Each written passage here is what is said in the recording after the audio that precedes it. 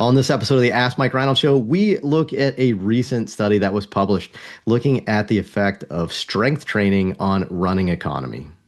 The Ask Mike Reinold Show.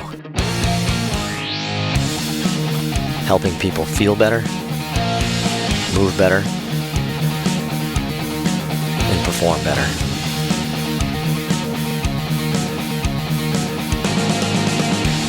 Before we get to the podcast, I wanted to make sure you knew about my free online course on the introduction to performance therapy and training.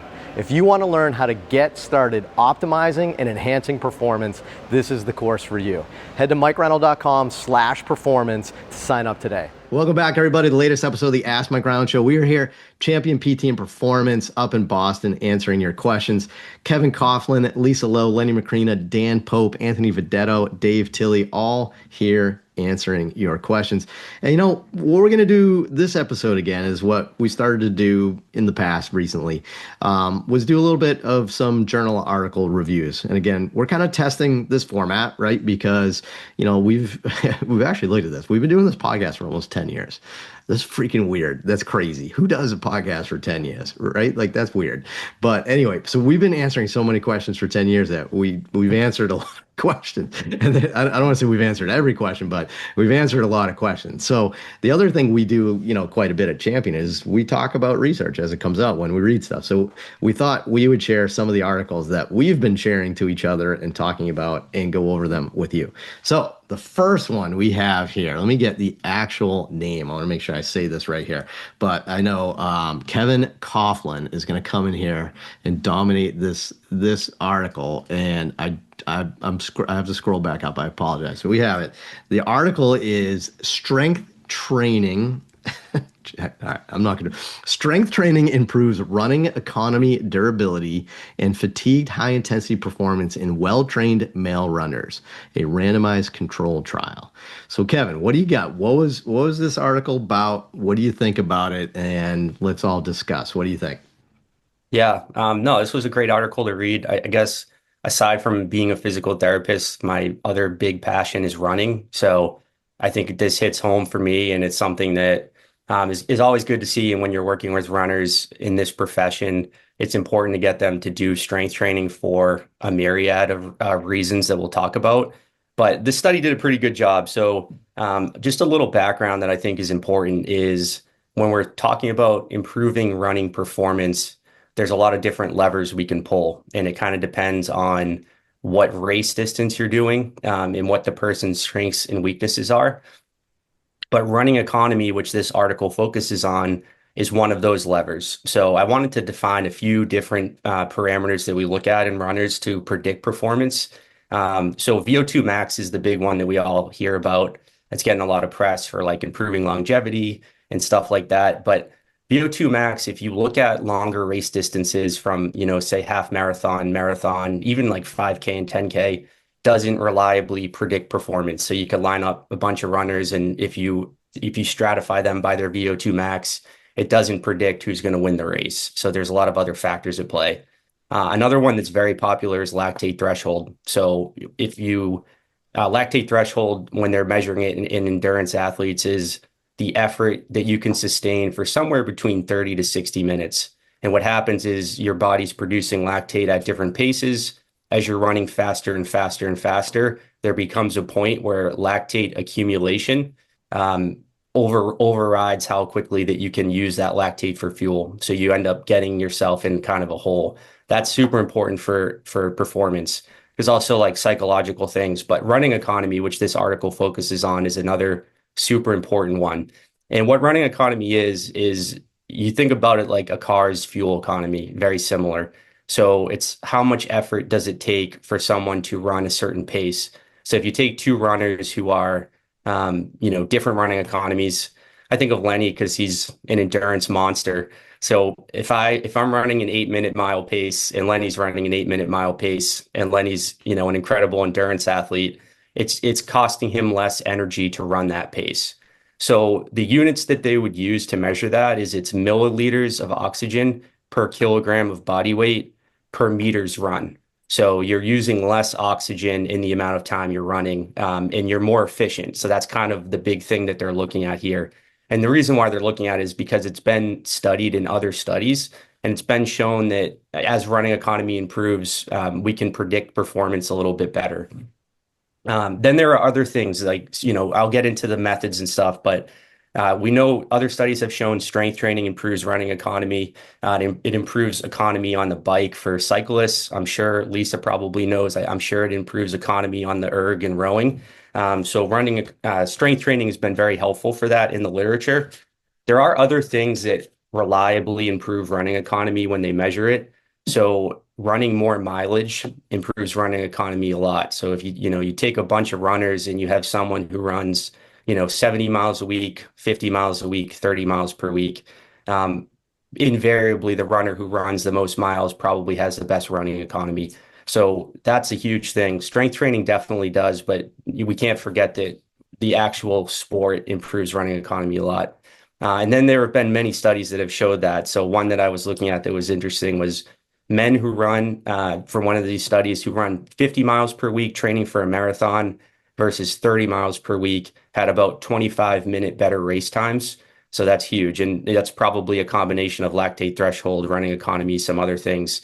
And then in the same study, women who run 50 miles per week versus 30 had a 31-minute better race time. So I think we can't ignore that. That's just important. The more years you run, you get better running economy. So it's interesting in race distances like the half marathon and marathon, we see runners who are in their 30s oftentimes win these races versus runners who have the highest VO2 max, which are often people in their late teens or early 20s. So running economy gets better the longer that we train. Carbon plated shoes are another thing that's been really helpful for improving running economy. And then, what this article focused on was a strength training and plyometric training. So in terms of the methods, what they decided to do is they had recruited 28 male runners. Unfortunately, this is only males, but there are some studies in females, and hopefully more are coming out. But they were between the ages of 18 and 45, and they were good runners. So I would say they're on the competitive side of recreational runners. They're definitely far from elite, but they're good runners. They're people who, their times are fairly impressive. So the average 10K time of these runners was about 39 minutes. That's something close to like a 620 mile. So that's pretty good for a 10K. And their average VO2 max was 58.6. Some of the inclusion criteria is they had to not be dealing with a current injury. They had to be able to run at least 90 minutes a few times a month.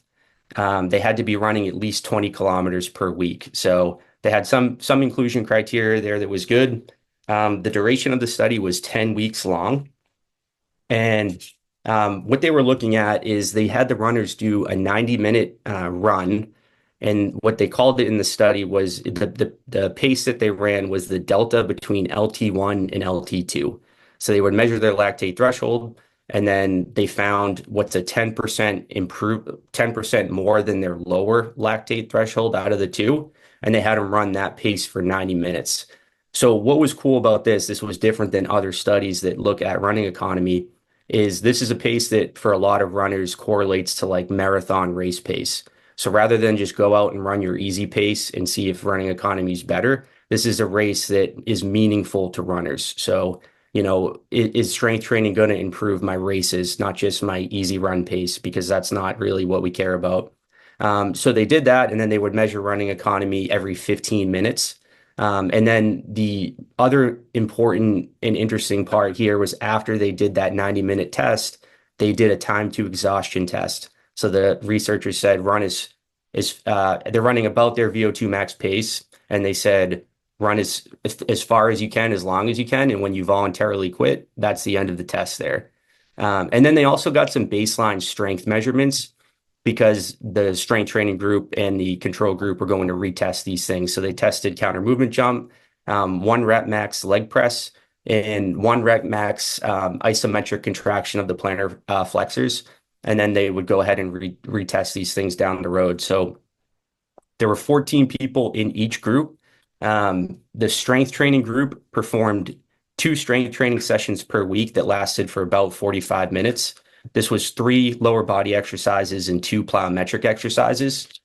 And then just to note a little bit about what that strength looked like, I think in being in this profession, we always pick these apart and think they could do better, but I think they're trying, which is good. So the plyometrics they did were pogo jumps and drop jumps. It kind of had a weekly progression. So every 3 weeks, they would progress the intensity of these jumps.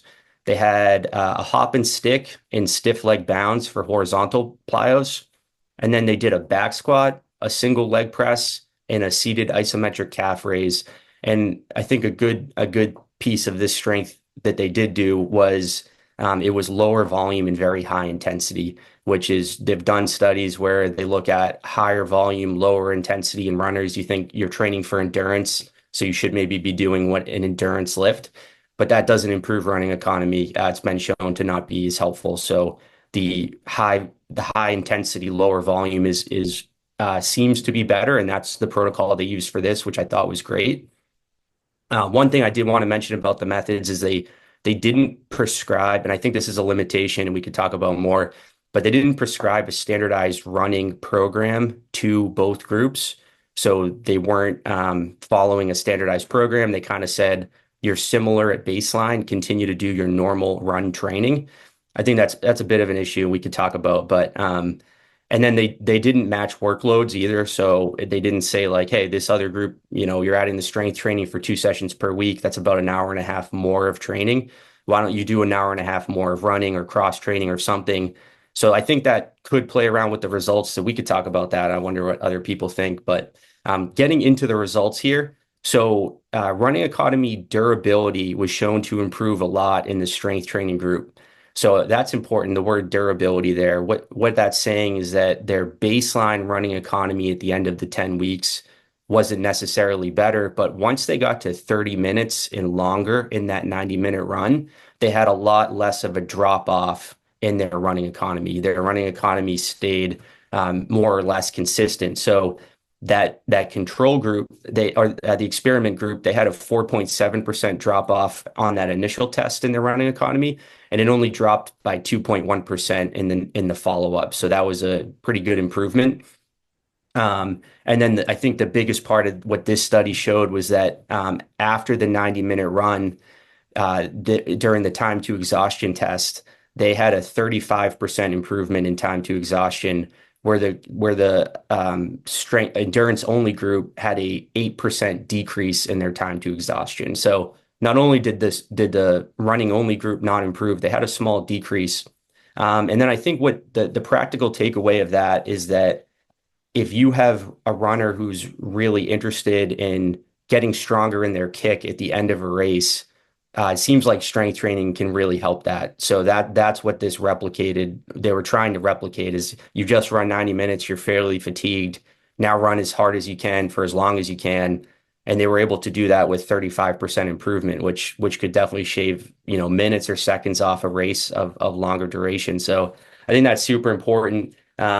And then I think, of course, the group that did strength training also, they improved their 1 rep max leg press. Their plantar flexor strength improved. They were jumping higher.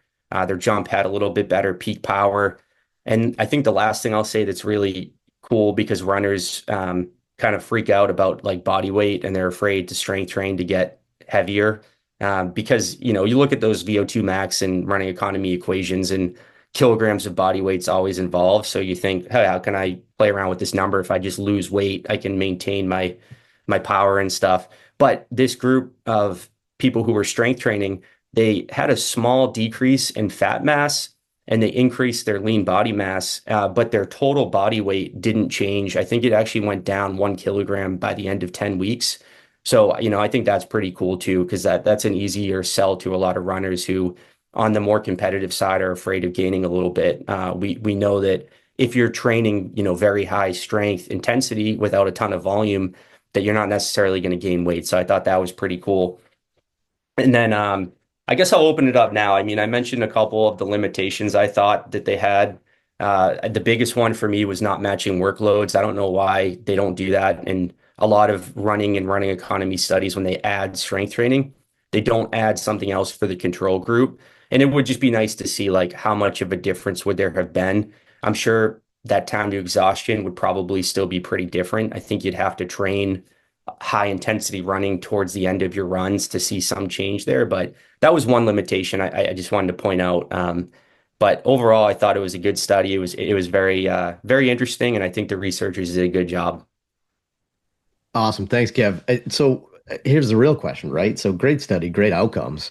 What are we going to do different based on this? So what do you guys think? What are your thoughts on how does this apply to the people that you work with every day? And what are some of the takeaways that we can do clinically? Who wants to jump in on that? Dave?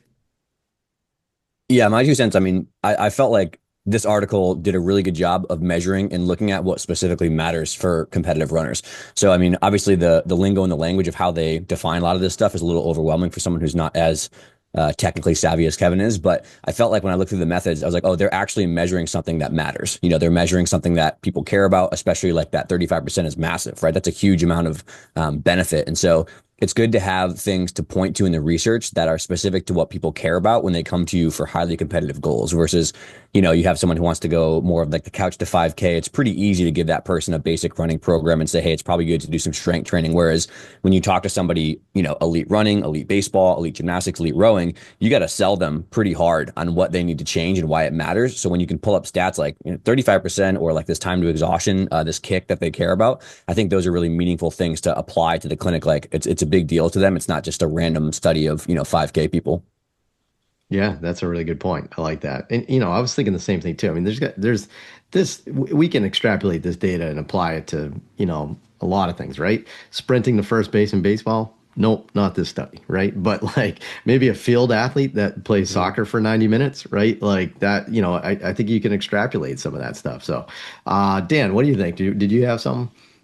Yeah, I think I was going to say kind of the same thing as you is that it seems like strength training is complementary to some of the endurance training, which is kind of nice because I don't work with a ton of runners. I do see a decent amount, but a lot of them go to Kevin. But I work with a lot of folks that like to strength train and run, right? They just really like both of them. It's not like they're just specifically runners. And it's nice to know that the two are complementary.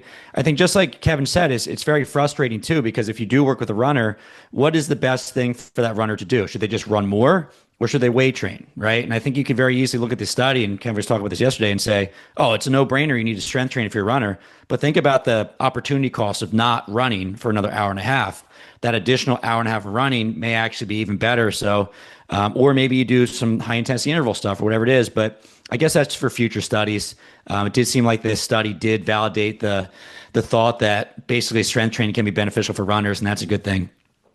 Yeah, you know what I thought too is like we always talk about injury prevention for runners, and I think now like we can talk about strength training that's potentially good for injury prevention, but also enhancing some resilience almost, right? Like actually like enhancing performance and resilience, like kind of put together. So yeah, I agree with that.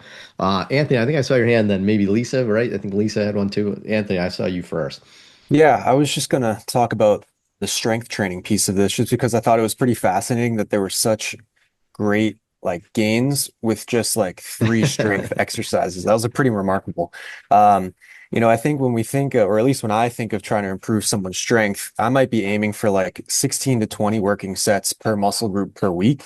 And they hit like 3 sets of back squat, 3 sets of single leg press per week, maybe twice a week. So let's say that's Twice, about yeah. 12, right? So then that's just for the quads. They didn't even mix in maybe some like posterior chain, like hinging stuff like that. They hit the calf raises, but that was isometric. So I thought it was pretty remarkable that they could see this much improvement in just a minimal workload in terms of strength training. And I'd be curious to see what would happen if you increased the amount of working sets per week, whether that would be beneficial or maybe detrimental, if that would be too much of a workload in terms of all, how many miles they're putting in on the pavement. So I don't know if Kevin, if you have thoughts on that, if you've seen if there's a kind of like a trade-off where there's too much strength training, does that kind of reduce the benefits? Yeah, I think that's a good point, Anthony. I think that it does show that it doesn't take a lot for these people to get a lot of benefit if the intensity is really high. I think what you'd start to run into if someone's running a lot of miles is that the more tissue damage that you're getting with the strength training is probably going to bleed into running. And whether it improves performance or not, the runner's not going to feel great. They might be a little overly fatigued, and nothing feels worse than going out for a run when you're really sore from lifting.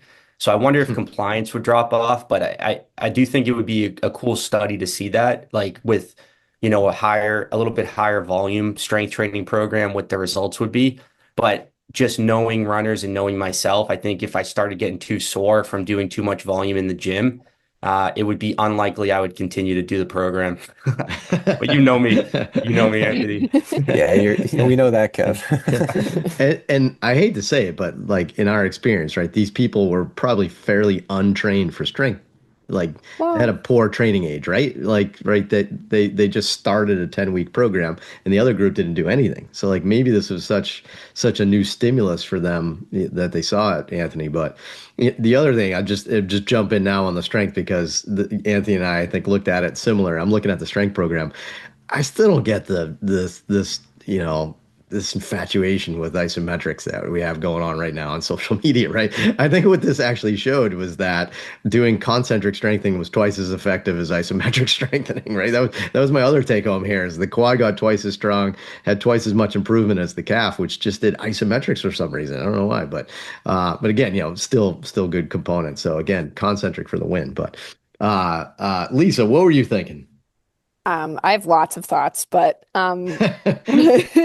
but one, I honestly, as I was reading this, I was like, I gotta see if there's a similar study for rowing because like all many of these, like even what we're talking about with like a super simple strength program, right? Like the many concepts of how this study was set up apply very directly to most other endurance athletes, right? Like an endurance athlete doesn't have the capacity to spend a lot of time in the weight room. And so finding ways to work the weight room into their week to improve their resilience and improve their performance is gold, right? And I feel like that's what I talk to the rowers who come through Champion about is like, hey, look, you've got this really fantastic like rowing based program, but whether you don't have strength training in there, or if your strength training is written by someone who doesn't understand how to program for rowers, like we're missing a huge piece of your potential performance and injury prevention, right? And I feel like I really enjoyed the performance improvements that these runners got from something really simple because it shows that we're still allowing the athlete's capacity to mostly be taken up by their sport training, right? We're still allowing running to be what the majority of their body's work is going towards, but we're supplementing and like affecting their performance and hopefully their injury resilience with like the most simple program, right? So it's not pulling away capacity from what they can do with running, which in that way, Kevin, like when you were talking about like, you wish you had thrown another hour and a half of whatever it was of running at the non-training people, I feel like you would overtrain that group if you did that in comparison. Like the simplicity of the strength program and the amount of time they were actually probably like physically working during a strength session was probably pretty minimal, right? Like doing that many exercises over the amount of time that they noted, like they're taking full rest. They're taking, it's not the same metabolic demand as adding another running workout would be, even if it's like a matched intensity. So I feel like in that way, I actually appreciated that the researchers didn't mess with the running programs of the group because it was like, okay, let's keep this the same in your system, right? Let's not mess with that aspect of your training, but we're just going to add this little piece that like, the metabolic demand of that is not high. It's, tissue recovery and all that kind of stuff. But like you think of calories burned and like all that kind of stuff, like the nervous system demand is there, which is probably where we're seeing the benefit on top of the strength change, right? But yeah, so I really enjoyed this study, and I honestly am going to hunt to see if there's something out there that's like sort of a similar in the rowing world. I just haven't looked yet.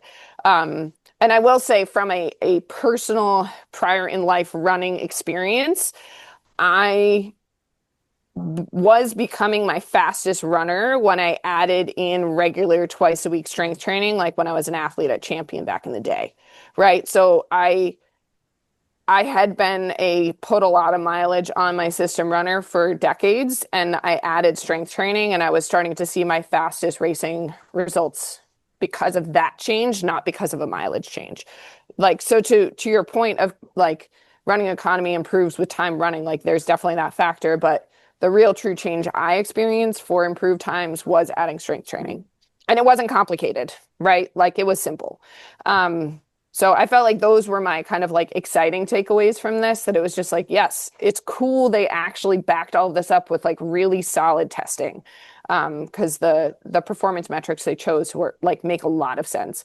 So yeah, I was glad you chose this study, Kevin. It's solid, right? It goes for the argument of like keep it simple and it's effective and it's worth your time. And you know what, Lisa, to your point, and you can incorporate it in season too. Like while you're training, these people were still running, right? So this isn't just like a complementary like strength training program that you do in the off season, right? This is simple, complementary, and beneficial all in the same, bout. These studies are always hard, and you could find a similar study. It might come out that might show a slightly different answer, and it comes back down to dose, right? It comes down to dosage, right? So the researchers guess the dose, right, for strength training, like how many sets, reps, times a week, that sort of thing. And they found a dose that was beneficial for a certain population, right? So keep that in mind. If you read a study that says something slightly different, look at the dose and then say, okay, maybe that was underdosed or heck, maybe it was overdosed, that sort of thing. But at least I think we learned a little bit, like to everyone's point, a simple dosage in season was effective. And that's pretty cool. So check out the article. We'll put a link in the show notes so you can check it out on PubMed. We'll keep doing these episodes if you guys like them. Give us some comments on social media. Let us know if you like this format, and we'll keep plugging away. Thanks so much. See you on the next episode.